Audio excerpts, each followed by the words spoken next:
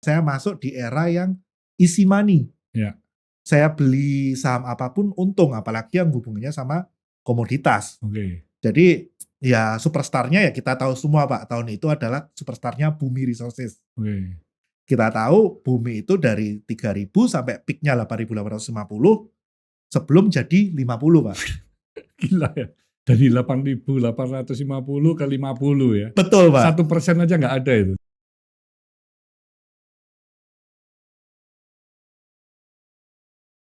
Semangat pagi, sobat sukses. Ini hari yang luar biasa. Saya kedatangan sosok yang mesti muda ya, tapi pengalaman di dunia investment luar biasa. Dia adalah independent investment dan juga mutual fund consultant ya. Siapa dia? Dia adalah Bernard 88 ya. Thank you Pak. Terkenalnya kan Bernard 88 ya. Betul Pak, nama panggungnya Pak. Nama panggung ya. Iya, kenapa 88? Orang bilang 88 itu hoki Pak. Ya. Tapi memang karena lahirnya juga 88 Pak. Infinity ya. 88 Infinity. ya. Pak lagi. Jadi cuannya itu terus-menerus. Betul Pak. Berkelanjutan. Kebetulan kita di dunia keuangan kalau 8 angka bagus cuan infinity Pak. Ya, itu kalau yang mau cuan-cuan itu mesti deket-deket sama Bernard gitu ya. Sungguh kehormatan bagi saya untuk bisa diundang ke sini Pak. Nah, ini saya ingin tahu background dari Bernard ya. Ya. Bernard ini tuh masih SMA, itu saya dengar juga sudah bekerja ya. Betul Pak. Sebagai agent insurance ya. Betul Pak. Wah, ini luar biasa ini. Jadi sekolah sambil bekerja. Ini sudah satu pelajaran bagaimana bisa mengatur waktu ya. Ya. Mungkin Jadi, bisa diceritain. Kebetulan saya ini lahir dalam keluarga yang mungkin biasa aja Pak. B aja. Jadi salah satu modal yang dikasih orang tua saya itu ya sekolah. Ya. Kalau kamu mau lebih ya kamu cari dengan cara kamu sendiri. Oke. Jadi entah itu kamu kerja seperti apapun terserah. Jadi bahkan sebelum saya belum jualan asuransi Pak, di SMP dan di SD ketika saya mau dapat uang jajan lebih untuk beli katakanlah komik atau saya mau beli apapun, ya saya harus cari duit sendiri. Di SD pun di depan sekolah saya ada orang jualan minuman Pak. Itu bukan nggak sering saya bantu ibunya jaga. Saya masih ingat Rp100 Pak per hari. Oh, oke. Waktu itu komik harganya 3.000, jadi saya butuh kerja sebulan untuk beli 1 buah komik. Oke. Seperti itu. Jadi dari situ yang membuat saya oke, setiap keinginan itu ada harganya. Betul. Jadi nggak ada keinginan yang datang dengan cuma-cuma. Kita harus benar-benar keluar keringat. Sehingga ada kesempatan waktu SMA saya bisa belajar asuransi dari orang tua saya, kebetulan juga waktu itu jadi agen asuransi. Oke. Ya saya berkesempatan untuk ikutan papa mama saya prospek Pak. Oh, jadi papa dan mama agent insurance? Betul. Wow. Jadi saya ikut mereka prospek, saya dengerin cara mereka jualan, saya dengerin cara mereka approach orang. Jadi pengen. Oke. Masa sih saya nggak bisa? Tapi saya itu punya. Di usia berapa mulai SMA member? kelas 2, kelas 3 Pak. Di atas 18? Sebelum. Kan nggak boleh ya? 15, 16. Berarti masih pakai nama orang tua? Betul. Numpang Pak. Numpang Pak. Jadi kan saya terus terang masih mikir, siapa yang mau saya prospek ya? Ya. Kalau papa mama saya kan punya circle, punya kenalan, punya kolega. Saya prospek siapa ya? Oh ya papa mamanya teman saya aja. Oke. Saya kepikirannya sesimpel itu Pak. Ya. Dan waktu itu kan memang pemahaman kita terhadap unit link, waktu itu kan awal-awal produk unit link Pak. Dan mungkin kalau sobat sukses di sini juga tahu, sekarang orang cari asuransi Pak. Tapi kalau kita cerita pada waktu awal saya jual asuransi tahun 2005, kita jual asuransi itu kayak jual barang haram Pak. Oh ya? Karena orang merasa tidak butuh, orang merasa saya ini sehat, dan orang merasa setiap kita menawarkan asuransi ini mendoakan dia untuk cepat mati Pak. Oke. Jadi ini mindset zaman dulu yang udah nggak ada di agen asuransi yang sekarang mereka hadapi udah nggak ada kayak gitu. Oh gitu. Jadi dengan penolakan, dengan apapun tuh kita udah kebiasaan kebentuk Pak di situ. Nah, dan dari situ juga saya belajar untuk kenal dengan yang namanya unit link. Unit link. Jadi ikut asuransi tapi bisa beranak pinak ya. Benar, konsepnya dulu seperti itu Pak. Ya. Ini investasi sekaligus dapat perlindungan. Ya. Nah dari itu kan saya mikir unit link ini kan juga dikelola oleh fund manager. Mhm. Fund manager ini siapa sih? Kenapa kok mereka bisa ngelola duit segini banyak? Dan Ya. mereka ngelola duit segini banyak kemana? Mhm. Oh, ternyata mereka ngelolanya di pasar modal. Mereka ngelola di pasar modal, oh berarti ini jual beli saham. Pengen dong Pak saya, Mhm. kalau mereka bisa, masa sih saya nggak bisa belajar? At least bukan size mereka, tapi dalam size saya lah. Mhm. Dari uang yang saya kumpulin, dari saya kerja dari dulu gitu kan. Singkat cerita 2007 saya masuk ke market Pak. Oh, berinvestasi saham ya? Betul. Jadi, Heeh. beda dengan sekarang yang kita bisa bawa handphone anytime kita bisa eksekusi. Waktu itu saya masih kuliah saya di ITS, setiap jam Mmm. kosong saya ke sekuritas Pak. Karena waktu dulu kita transaksi yang pertama running trade itu bayar Pak, Oke. mahal. Jadi untuk kita punya live running trade itu jutaan per bulan. Jadi kalau mau lihat live running trade gratis ya kita ke kantor sekuritas. Dan Oke. zaman itu nggak ada WhatsApp Pak. Jadi Iya. kalau kita mau jual atau beli, antara telepon atau teriak, Oke. teriak ke broker. Iya. Jadi ya supaya lebih gampang, pulsa juga nggak semurah sekarang, ya saya datang ke kantor sekuritas. Mmm. Seperti itu. Oke. Jadi itu awal mula saya berkenalan dengan pasar modal Pak, hingga saat ini. Dan kuliahnya waktu itu juga engineering ya? Betul, saya kuliah di teknik mesin Pak. Kenapa kok nggak milih finance di S1-nya itu?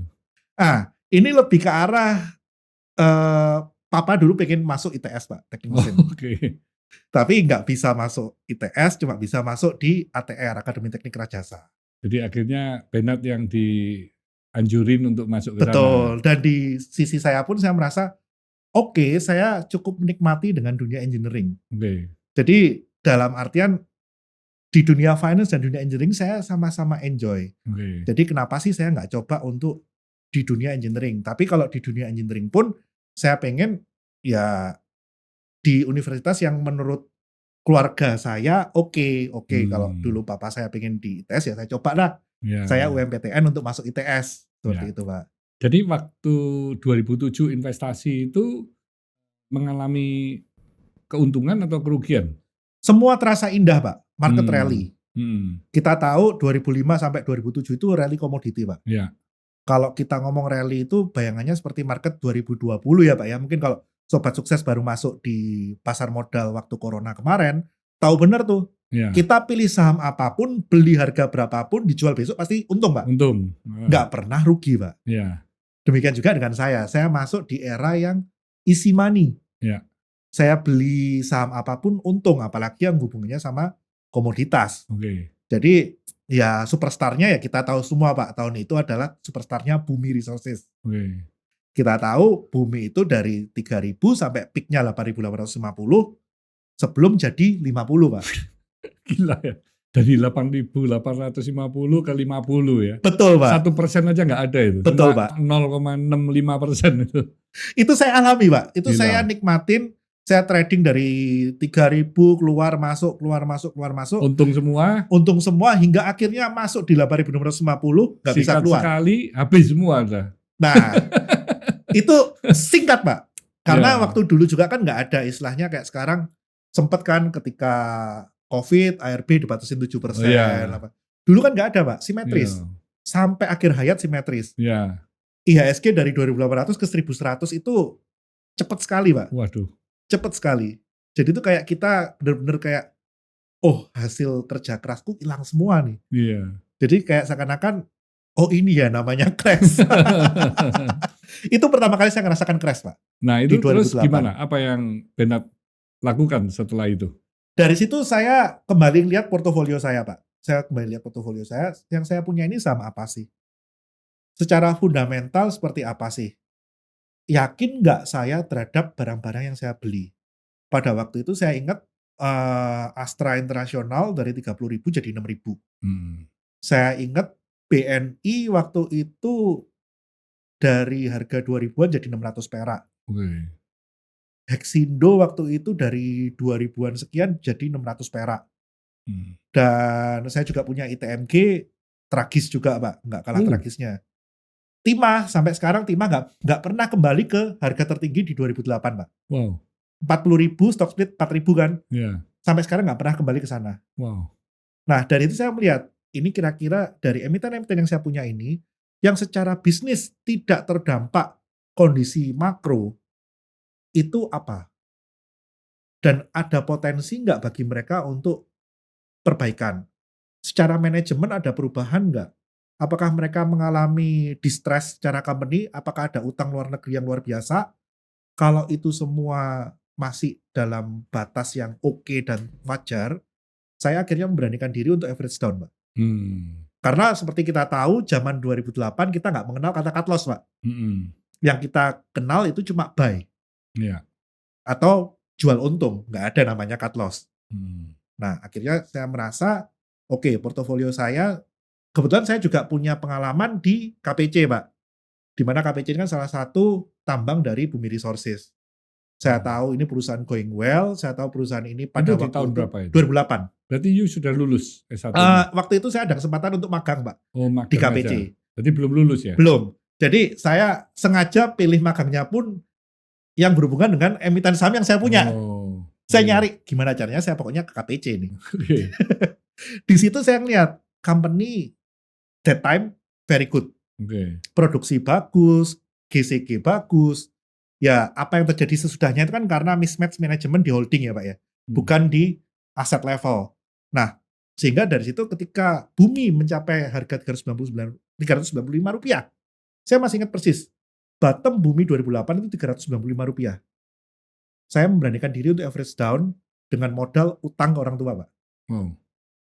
Jadi karena saya yakin perusahaan ini bakal turn out dan perusahaan ini bakal turn around, saya memberanikan diri untuk utang.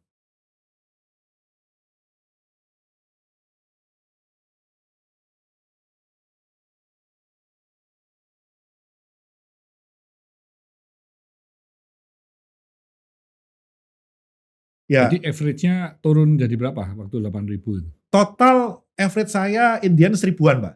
Oh, bisa 1.000. Indian 1000-an karena udah jauh sekali dan average-nya otomatis gede, Pak. Seperti itu. Kita harus berani kan waktu itu. Karena porto saya waktu itu sisa 20%, Pak. Oke. Terus porto saya sisa 20%. Dan dikasih ya sama orang tua ya? Hitungan bunga, Pak. Jadi, thankfully saya di-train dari dini untuk menghargai bahwa uang itu ada nilainya setiap saya tidur dan bangun melek mata, Iya. itu nilainya udah berubah. Oke. Sehingga sampai di detik ini pun saya tahu, uang ini nggak gratis, Pak. Iya. Jadi kita bisa wise menggunakan leverage Oke. di situ. Nah, singkat cerita, 395 saya beli, average ke 1000-an, Bumi turn around. Oh ya?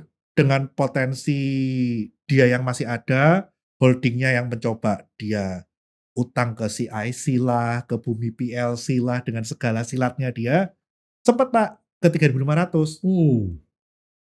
Tamak kan, bisa nih balik 8.000. Nggak jual. Naik 3 kali nggak jual? Nggak jual, Pak. Separuh juga enggak? Nggak jual. Itu penyakit kita sebagai orang yang baru di market, merasa survive, kerasa pinter. Akhirnya kehajar, turun sampai 1.500, 1.700. Turun lagi? Turun lagi. Posisi masih floating profit, Pak. Terakhir, dia ada silat terakhir, awal itu kan Bumi PLC, terus terakhir CIC, Pak.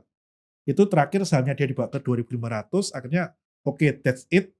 Dan kita dorong semua, yang penting kita udah nggak jadi rugi, saya bisa balikin semua utang ke orang tua saya exit. Oh, di 2.500? Betul. Saya exit semua total, beres, and the rest is history, Pak. Oke. Jadi udah lama nggak saya tilik, Bumi ini kok jadi 50, terus saya baru masuk Bumi lagi di tahun 2022. Waduh, jadi vakum hampir 15 tahunan ya? Ya, jadi itu kayak sama mantan CLBK, Pak. Sama mantan CLBK-nya 13 tahun, Pak. Iya. Baru kembali merasa, oh kamu kok kayaknya cantik nih. Boleh deh kita balikan setelah 13 tahun, saya baru berani lagi Gocap. masuk ke Bumi di harga 50-an dengan dasar spekulasi corporate action. Oh. Seperti karena itu. ada dasarnya juga. Betul. Nah, itu juga bukan asal beli ya, Sobat Sukses ya. Betul. Tapi tahu kan, ada corporate action, ada investor yang mau masuk. Betul. Jadi info-info itu sudah pasti baru invest. Betul. Dan akhirnya Baker 4 kali itu ya. Sampai 200 saya jual 200. sebagian, dan sekarang masih ada hold sebagian, Pak. Oh, nggak lepas semua ya? Nggak lepas semua. Sekarang kan masih di 140-an ya? 145. Ya, Ya. saya juga ngikutin. Tapi nggak beli. Nggak beli ya.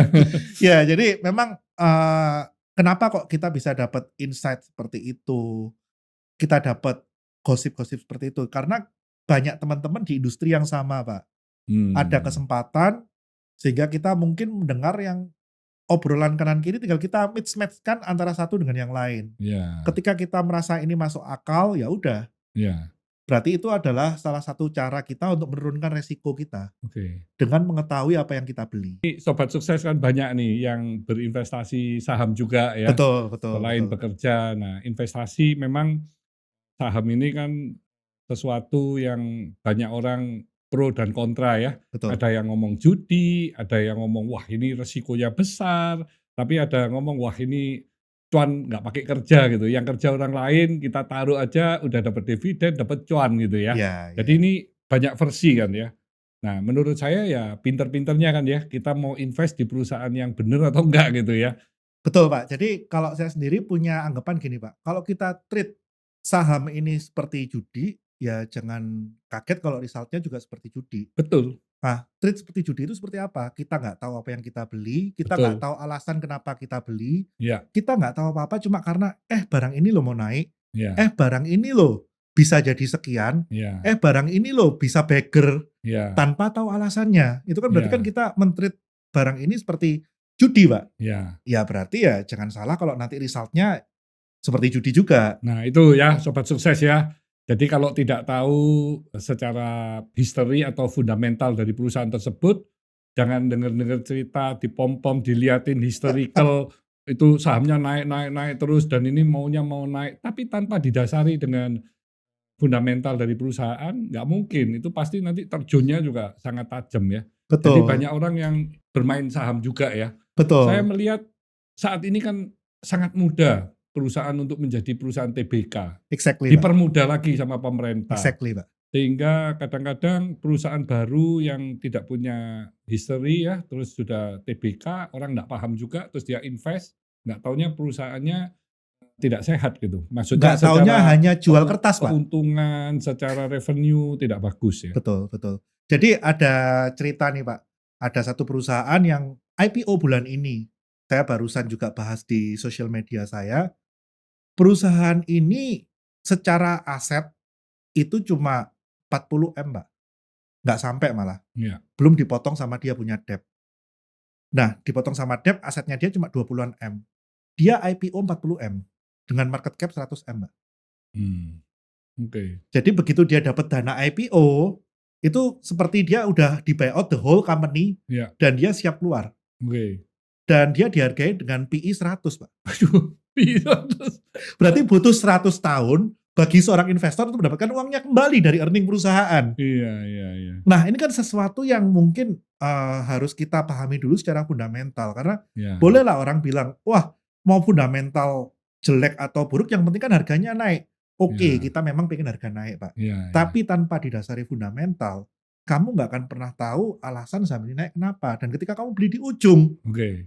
kita nggak akan pernah nyaman, Pak, Iya untuk menyimpan iya saham itu. Dan kita tahu ini barang ya endingnya bisa gocap, bisa kurang gitu kan. iya. Bahkan sekarang saham bisa di bawah gocap, Pak. Betul. Seperti itu. Jadi jangan gampang terpom-pom hanya karena orang bilang, "Wah, saham ini pasti bisa beggar." Iya. Lihat dulu baik-baik, bisnisnya apa, dihargai dengan valuasi berapa, earning-nya sebelumnya seperti apa sih, apakah dia konsisten ada growth, ataukah dia memang, "Oh, earning-nya tahun ini bagus, tahun depan jelek, tahun Mmm, depannya lagi bagus, tahun depannya lagi jelek." Berarti kan kita nggak bisa mendapatkan growth yang iya konsisten. Ya kita harus mempertimbangkan hal-hal tersebut dalam valuasi sebuah perusahaan, iya. Pak, seperti Itu itu. karena tamak. Jadi Exactly, Pak. seseorang itu karena tamak, terus dia ditawarin pertama, mungkin dia nggak mau. Ditawarin Betul. yang kedua, "You dulu nggak mau tuh, harga 1.000 nggak mau, sekarang sudah 1.200 nih, dan 1.200 ini sebentar lagi ke 2.000 ini." Dia Betul. tetap nggak mau, dia pikir, "Enggak lah, udah naik lagi dari 500 ke 1.000, 1.200, udah saya enggak lah." Datang lagi, udah jenggo nih. Ini jenggo habis ini bukan nocing loh, bisa ke Cacing. 2.500 ke 3.000 loh, dia tetap nggak mau beli. Bener ya? Iya. Ya udahlah, coba-coba lah. Nah sudah kena itu. Sekali, 2 kali, 3 kali kena ya. Nah Betul. habis sudah dia beli, ya mungkin aja bisa lari ke cepek. Betul. Cuman 100 akhirnya. Ya dia Betul. ngomong, "Loh ini kan saham. Saham kan naik turun. Kan Kan ini resiko. tergantung pasar, Betul. resiko." Jadi enak aja ngomongnya kan. Betul, Pak. Padahal menurut saya korban-korban orang yang tamak dan tidak mengerti itu sudah banyak dengan pakai jubah macam-macam. Mulai Exactly. dulu ada apa itu, Swiss cash. Exactly. Terus ada apa lagi, robot trading, Gold bullion. gold bullion. Itu kan cuma ditunjukin di kertas saja, Betul. nilai investasinya naik terus. Tapi di kertas saja. Betul. Naik 2 kali, naik 3 kali. Wah seneng ini, tambah uang dimasukin lagi kan. Terus dia nyoba ngeluarin, bisa juga dikeluarin. Dimasukin lagi besoknya kan. Dia Nggak nggak mungkin. sadar, Pak, yang dikeluarin Iya. itu duit yang dia setor. Betul. Jadi akhirnya tambah lama tambah banyak, nilainya banyak. Begitu semuanya mau ngambil, ya sudah. Dia waktunya untuk meninggalkan itu ya hilang udah. Betul. Nah itu berkali-kali kan. Nah Betul, sekarang kan bisa modelnya pakai saham. Setuju, Pak. Bisa juga kan. Pakai Setuju, Pak. kripto. Bisa juga kripto. Kripto waktu Kripto launching paling tinggi. gampang, Pak. Waktu tinggi, terus habis itu turun, dia ngomong, "Lu ya pasar kan."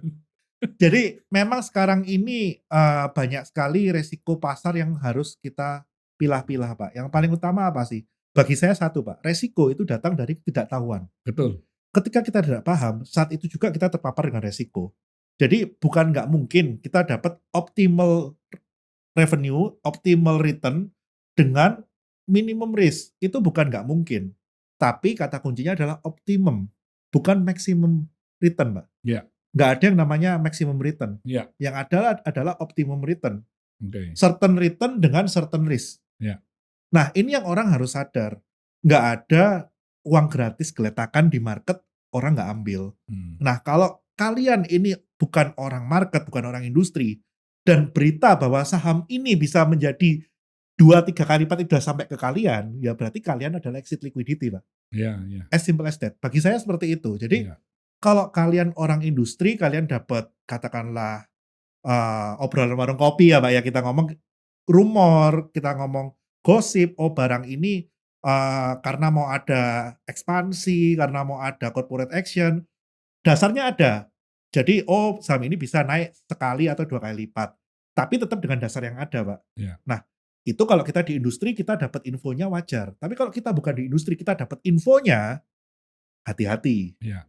Biasanya kalau info ini udah sampai ke orang non-industri, berarti semua orang udah tahu. Ya. Dikala semua orang udah tahu, berarti kalian adalah exit liquidity yang paling Ya. terakhir. Dan bagi sobat sukses yang di bidangnya itu apa, kalau memang mau berinvestasi saham, carilah bidang-bidang yang mengerti. Exactly, Nah, Pak. itu juga lebih memudahkan dia untuk mengetahui perusahaan itu lagi mau Betul. naik, perusahaan berkembang, reputasi perusahaan itu bagaimana. Betul. Dia tahu semua karena dia di bisnis di sektor yang sama. Dia Nah, memahami. jadinya. Jadi jangan cari yang dia nggak paham kan. Harus memahami Betul. dulu kan. Paling simpel, Pak, kita buka laporan keuangan. Misalkan kita punya bisnis yang sama dengan sektor yang kita invest. Ya. Misalkan nih, kita punya pabrik kertas, kita invest di saham sektor kertas. Nah, paham itu. Kita tahu, oh ini kok cost-nya seperti ini ya. Iya. Kok ini dia capex untuk beli mesin, kok mesinnya mahal banget ya. Iya. Kan kita ada insting, Pak, di situ. Betul. Kita tahu bahwa, oh ini perusahaan ini nggak benar-benar bagus nih. Iya. Atau perusahaan ini, oh ini memang perusahaannya GCG-nya bagus. Iya. Nah ini kan dari mana sih? Ya dari apa yang kita tahu, Pak. Betul. Contoh, saya mungkin banyak exposure ke dunia komoditas, Pak. Oke. Karena background saya dulu juga kerja di tambang. Sehingga kalau kita ngomong masalah komoditas, masalah company-company mau silat ABC, ya kemungkinan besar bisa tahu. Iya. Karena apa? Banyak rekan, banyak teman-teman yang di Ya. industri ini. Sehingga kan pasti banyak info yang Ya. masuk, Pak. Info kalau emiten itu bagus atau Betul, tidak, itu betul. juga sudah ketahuan kan. Betul. Jadi akhirnya banyak yang kita sortir gitu ya. Betul, Maksudnya betul. kita fokus ke yang bagus-bagus saja kan. Betul, betul. Tapi bayangkan kalau saya ini bukan orang yang di bidang ini, saya mencoba-coba untuk invest di bidang ini dengan jumlah uang yang besar, Pak. Iya. Contoh, saya nggak melek teknologi. Mm-mm. Saya memaksakan untuk masuk ke sektor teknologi Iya. dengan nominal yang gede, dengan diinfo orang kanan kiri, oh ya ini nanti akan diinvest venture ini akan diinvest venture itu, ini nanti dibawa ke valuasi ini. Kita nggak ngerti, Pak. Iya. Itu semua rumor kan, bisa iya bisa enggak kan. Benar, dan kita nggak ada di industri. Kita nggak kenal orangnya. Kita cuma denger terus kita mau taruh uang kita sebagian besar di sana. Kalau bagi saya kurang bijak. Iya. Jadi Karena wajar lah kalau itu uangnya akhirnya hilang atau rugi betul, ya wajar karena betul, itu pelajaran. Jadi betul, yang sudah berpengalaman ya ambillah hikmahnya, ya jangan invest seperti itu lagi, ya kan? betul, Jangan betul, diulang itu kesalahan. Jadi betul. kalau kesalahan sekali, pelajarannya habisnya banyak, ya itu pelajaran berharga tapi jangan diulang lagi gitu. Kalau kesalahan pertama itu karena ini Pak, kecelakaan. Kesalahan kedua itu karena pilihan Pak. Iya, Itu kita yang memilih untuk betul. kejeblong ke lubang yang sama Tapi Pak. kalau kita mendapatkan pelajaran dari kesalahan yang pertama tadi, ya kita tentunya nggak mengulang Betul, dan betul, kita lebih pintar, lebih bijak dalam berinvestasi yang akhirnya kita bisa mendapatkan cuan kan. betul Pak. Mhm. Jadi konsep saya satu, ketika saya nggak paham dengan bisnisnya, mendingan saya nggak cuan daripada saya rugi. Betul, Orang boleh beker di saham ABC yang saya nggak paham. Tapi kalau saya nggak paham, ya udah, itu iya, cuan bagi mereka yang paham. iya, Saya pahamnya ini, ya cuan saya di sini. betul, Kita harus bisa mencukupkan diri kita, Pak. iya, Nggak bisa kita itu mau tahu semua bidang. iya, Ya, bisa aja kita jadi generalis yang bisa tahu banyak hal. Tapi kalau kita nggak detail, akhirnya kita juga taunya separuh-separuh. iya, Seperti itu. oke. Jadi kalau pemahamannya seperti itu, jadi menurut Bernard kan sudah bukan judi lagi kan ya, Betul, karena you paham, betul, yang you betul. invest itu you tahu gitu. Betul, betul. Hmm. Jadi, kenapa dia omong judi, ya kalau kita ngomong orang yang awam sama sekali terhadap dunia komoditi, tiba-tiba dia hanya manut grup yuk, bahasanya Surabayaan ya, Pak, ya. Iya, Hanya ngikutin aja omongan orang untuk beli saham ABC, ternyata saham ABC ini kita nggak tahu alasannya kenapa, kita nggak tahu makronya arahnya kemana, kita mhm, nggak tahu bahwa setelah ini arahnya energi kemana, kita belinya di pucuk, kan akhirnya kena, Pak, kan betul, sayang, betul, seperti itu. iya, iya, Nah, padahal kalau kita bisa benar-benar paham cycle-nya, kita benar-benar paham bisnisnya, kita bisa dapat untung yang optimal iya, dengan resiko yang seminimal mungkin, karena kita udah tahu downturn-nya kemana. oke, Seperti itu, Pak. Di kondisi sekarang nggak bisa dong saya minta leverage. mhm. Mau minta sama siapa? Ya akhirnya saya mutusin, oke, sell all portfolio, Oh ya? sell all. Hmm. Saya udah ngeliat gelagatnya nggak baik, Itu di bulan apa? bulan Maret, Pak. Oh ya di Maret itu sell all?